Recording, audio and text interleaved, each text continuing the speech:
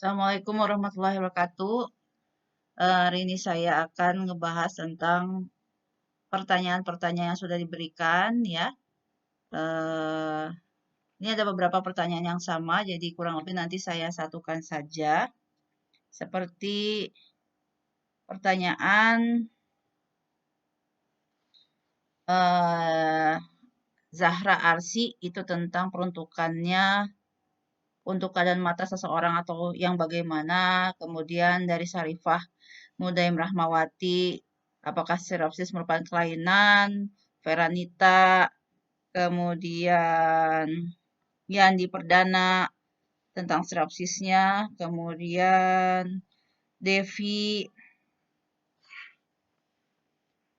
Putri Atania, Raden Eko Fahri, Firman Saifullah, Rindang, kemudian Hairunisa, Anis, Karunia Jaya,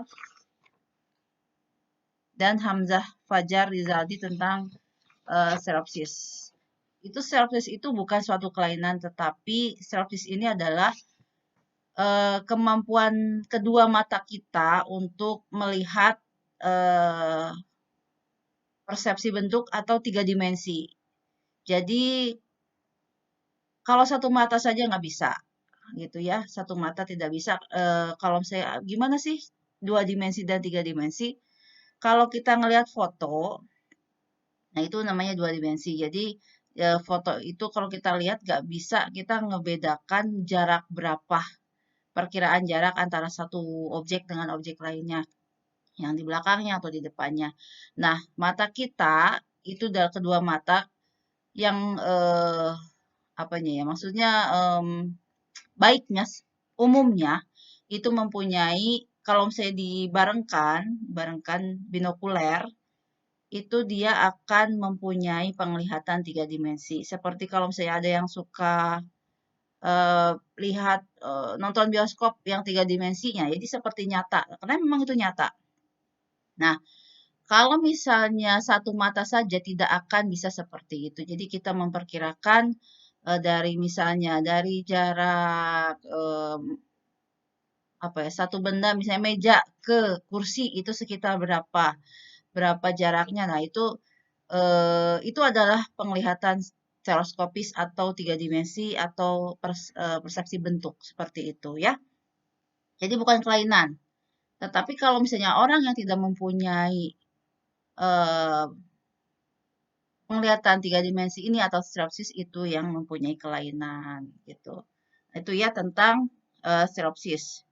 Kenapa bisa terjadi stereopsis? Karena kita mempunyai dua mata ya. Jadi mata yang kanan itu kan kayak lapang pandang nih. Lapang pandang, mata yang kanan itu akan melihat benda-benda atau yang eh, apa ya penglihatan yang ke arah banyaknya ke sebelah kanan dan sedikit ke kiri. Kalau mata kiri banyaknya penglihatannya mata kiri sebelah kiri dan sedikit kanan. Nah, ketika digabungkan terjadilah penglihatan tiga dimensi. Nah, karena itu juga yang jarak mata kita antara dua mata itu 5 sampai 7 cm itu memungkinkan terjadinya penglihatan tiga dimensi. Kalau gimana kalau misalnya eh, kurang atau misalnya jaraknya nggak segitu kayak misalnya binatang, kuda itu kan beda tuh yang satu. Nah, itu beda lagi. Jadi penglihatan tiga dimensinya akan berbeda dengan manusia ya. Kemudian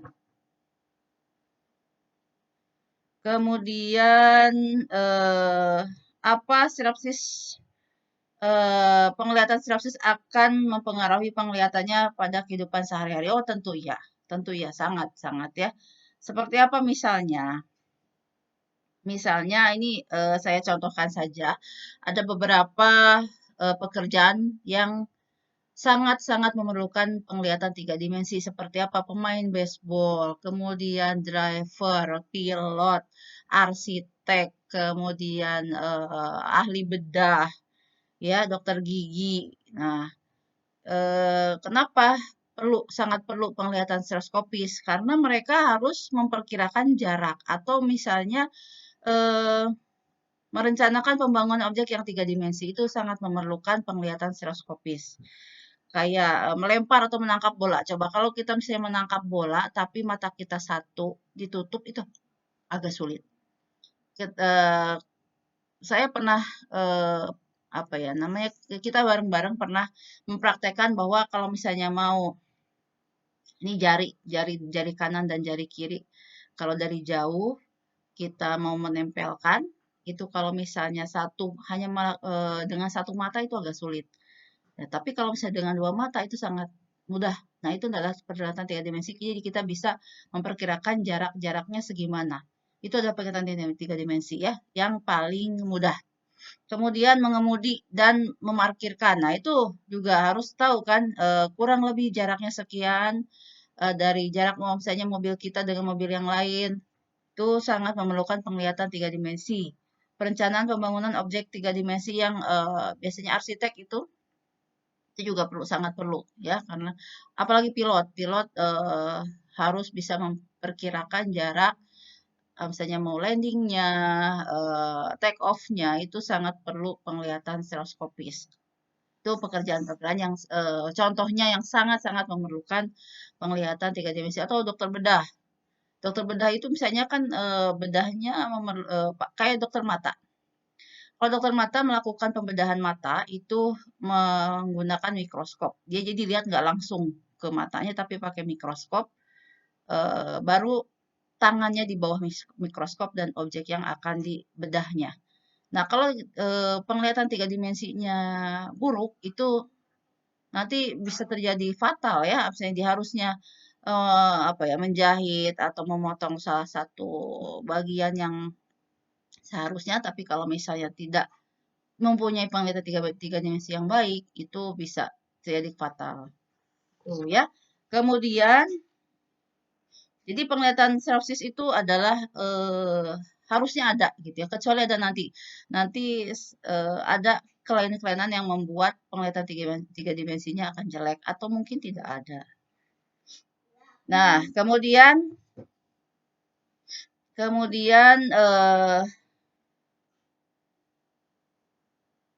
kenapa objek stereoskopis berupa gambar lalat atau bintang-bintang? Sebenarnya bukan bintang-bintang ya, bulatan itu tergantung apakah yang ada dua kan ya, ada yang berupa gambar lalat atau namanya yang TNO tes. Nah, itu sebenarnya nggak ada eh, apa ya penjelasan khusus. Cuman untuk supaya itu kan terutama kalau gambar lalat itu untuk anak-anak. Jadi sangat sangat eh, apa ya? Jadi menyukai anak-anak ya. Nah, kemudian tidak ada eh, penjelasan khusus tentang itu. Jadi cuman karena supaya supaya apa ya? Supaya senang aja lihatnya anak-anak. Kalau bintang-bintang, saya nggak ada bintang-bintang ya. Kayaknya nggak ada bintang-bintang. Mungkin nanti kenapa yang binatang-binatang, ya mungkin ya binatang-binatang nggak apa-apa. Itu karena untuk anak-anak supaya tidak terlalu, karena sebenarnya kalau pemeriksaan stereoskopis itu eee, perlu konsentrasi. Jadi kalau misalnya untuk anak-anak, dia harus, menarik, gitu aja. Nah, kemudian apakah stereopsis memiliki kesamaan dengan strabismus?